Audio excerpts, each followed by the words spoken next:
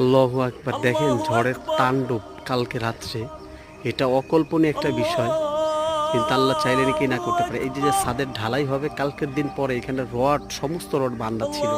দেখেন এই রডগুলো, এই যে এই কোণা থেকে রডগুলো সব উল্টায়, যে এই যে এই সাইড দিয়ে, এই যে দেখছেন এই যে ঝুলানো, এই যে দেখতে পাচ্ছেন, এই দেখেন এই যে ঝুলিয়ে পড়ছে সব রড, এই যে ঝুলিয়ে রয়েছে, ঠিক আছে।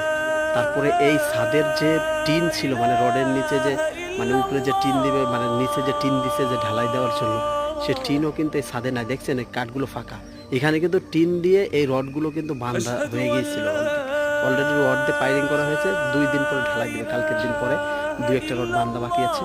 তার টিনগুলো ফেলাইছে কোথায় দেখেন, এই সামনে পুকুর আছে, এই পুকুরে ফেলাইছে, ঠিক আছে, এই পুকুরে ফেলাইছে। আল্লাহু আকবার। মানে আল্লাহ কি না করতে পারে। এই জায়গা থেকে নিয়ে এই যে রড তো ফেলাইছেই, আর এই যে হচ্ছে টিন